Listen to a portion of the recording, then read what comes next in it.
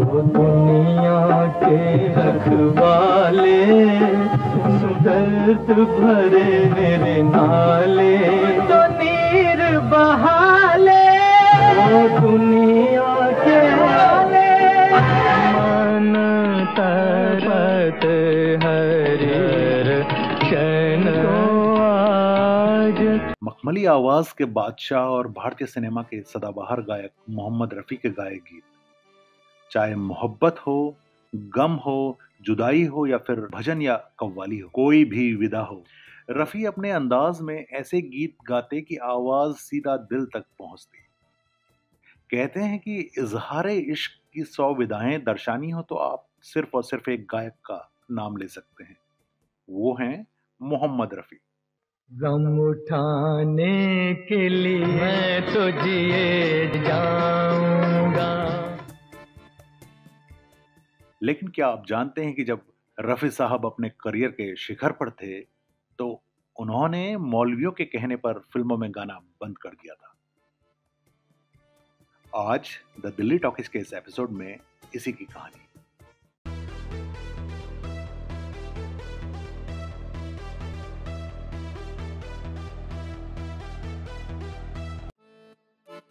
ऐसा पहली बार नहीं हुआ है कि किसी कलाकार ने आध्यात्मिक या धार्मिक वजहों से फिल्मी दुनिया से किनारा करने का फैसला लिया हो। इस फहरिस्त में विनोद खन्ना का नाम भी लिया जाता है।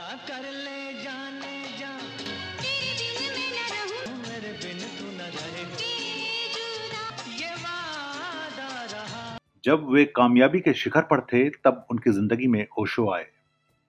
विनोद खन्ना ने ओशो से दीक्षा ली और उनके आश्रम में माली का काम करने लगे। ऐसा ही कुछ मोहम्मद रफी के साथ भी हुआ। एक बार हरदिल अजीज और महान गायक मोहम्मद रफी ने भी मौलवियों के कहने पर तब फिल्मों में गाना बंद कर दिया था जब वे अपने करियर के शिखर पर थे।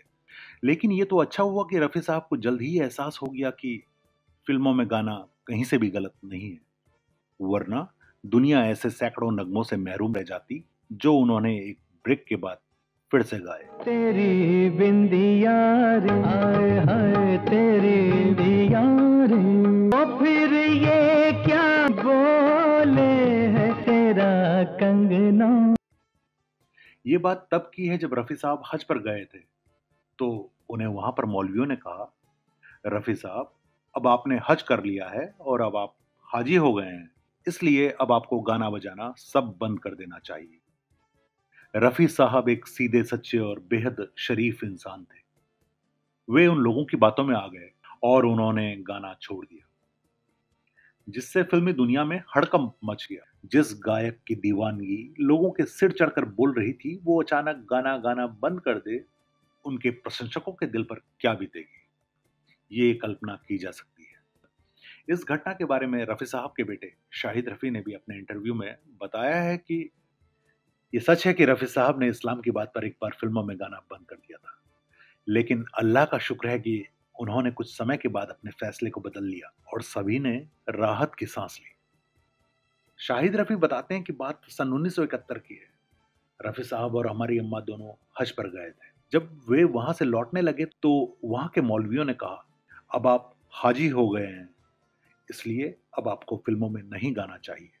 इसके बाद उन्होंने देश लौटकर गाने गाने बंद कर दिए। शाहिद रफी बताते हैं कि उनको संगीतकार नौशाद साहब ने भी समझाया, कुछ और लोगों ने भी और मेरे बड़े भाइयों ने भी समझाया। उनके गाना बंद करने से घर परिवार का खर्चा चलना बंद हो जाता। तब भाइयों ने कहा कि आपका गला ही परिवार के रोजगार का जरिया है। अब आप ना कोई नौकरी कर सकते हैं ना कोई और बिजनेस, बस अल्लाह ने जो आपको गला दिया है, जो इतनी खूबसूरत आवाज बख्शी है, वही सब कुछ है, इसलिए आप फिल्मों में फिर से गाइए। तब रफी साहब ने एक ब्रेक के बाद फिर से फिल्मों में गाना शुरू किया। रफी साहब पर लिखी गई पुस्तकें एक फरिश्ता था वो, और वो जब याद आए कि लेखक धीरेन्द्र जैन ने भी इस बारे में अपने एक इंटरव्यू में बताया है कि नौशाद साहब ने मुझे बताया था कि रफी साहब ने हज से लौटकर फिल्मों में गाना बंद कर दिया था। हज से लौटने के बाद कई महीनों तक रफी साहब ने किसी गीत की रिकॉर्डिंग नहीं की थी।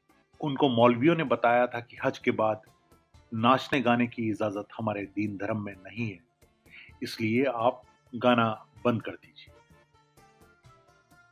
लेखक धीरेन्द्र जैन आगे बताते हैं कि तब नौशाद साहब ने उन्हें समझाते हुए कहा कि ये गाना छोड़कर गलत कर रहे हो रफी मियाँ, ईमानदारी का पेशा कर रहे हो, किसी का दिल नहीं दुखा रहे हो, ये भी तो एक इबादत है। अब बहुत हो गया, अब गाना शुरू कर दो। तब रफी साहब ने फिर से गाना शुरू किया। ये बात किसी से छिपी नहीं है कि आज भी रफी साहब किस तरह देश दुनिया में लोगों के दिलों में बसे हैं। रफी साहब के इंतकाल को लगभग 45 बरस हो गए हैं, लेकिन रफी साहब के गीत आज भी उतने ही लोकप्रिय हैं जितने उनके समय में हुआ करते थे। कोई रफी साहब से आगे या उनकी बराबरी तो क्या, उनके ज्यादा करीब भी नहीं पहुंच सका। ये तो भला हो नौशाद साहब और रफी साहब के बेटों का, जिनकी सलाह मानते हुए रफी साहब ने फिर से गाना शुरू कर दिया और अपनी वापसी के करीब 8 वर्षों तक लगातार गीत गाते रहे। सन 1971 में जब रफी साहब हज पर गए थे, तब उनकी पहचान देश में सर्वाधिक लोकप्रिय और सर्वश्रेष्ठ प्लेबैक सिंगर के रूप में हो चुकी थी। उनकी इस बड़ी पहचान में सबसे बड़ी भूमिका थी नौशाद के संगीत में सन 1952 में रिलीज हुई फिल्म बैजू बावरा के 2 गीतों की। ये गीत थे ओ दुनिया के रखवाले और मन तड़पत हरिदर्शन को आज। दुनिया के रखवाले सुन दर्द भरे नाले तरपत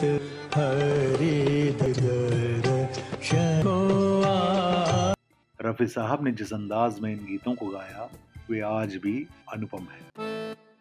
रफी साहब को अपने करियर में कुल 6 फिल्म फेयर पुरस्कार मिले, जिनमें 5 पुरस्कार उनको हज जाने से पहले सन 1968 तक मिल चुके थे। वे गीत थे 14वीं का चांद हो या आफताब हो, जो भी हो तुम खुदा की कसम लाजवाब हो। मेरी प्यारी प्यारी सूरत को किसी की नजर ना लगे, चश्मे बदू चाहूंगा मैं तुझे आज सवेरे, फिर भी कभी अब नाम को आवाज मैं न दूंगा। बहारों फूल बरसाओ मेरा महबूब आया है, के झरोके में तुझको बिठा कर यादों को तेरी महल बना कर के पास। इन गीतों के अलावा भी रफी साहब ने अनेक लोकप्रिय गीत गाए। हज से वापसी के एक अंतराल के बाद रफी साहब ने फिर से फिल्मों में गीत गाना शुरू कर दिया। तब भी उन्होंने एक से एक सुंदर गीत अपने श्रोताओं को दिए। यहां तक कि सन 1977 में आई फिल्म हम किसी से कम नहीं के एक गीत क्या हुआ तेरा वादा के लिए रफी साहब को पहली बार सर्वश्रेष्ठ प्लेबैक सिंगर का राष्ट्रीय पुरस्कार भी मिला। हुआ तेरा वादा कसम इरादा। साथ ही इसी गीत के लिए उन्हें 6ठी बार फिल्म फेयर पुरस्कार पाने का मौका मिला। अपनी इस वापसी के बाद रफी साहब ने हम किसी से कम नहीं के साथ यादों की बारात, अभिमान, वैराग, लोफर, हवस, दोस्ताना, अदालत, अमर अकबर एंथनी, कुर्बानी और कर्ज जैसी कई फिल्मों के लिए बहुत से यादगार गीत गाए। जाहिर है कि रफी साहब अपने फैसले को नहीं बदलते तो उनके सुरीले संगीत का शानदार सफर भी अधूरा सा लगता। आज के किस्से में इतना ही, दीजिए इजाजत।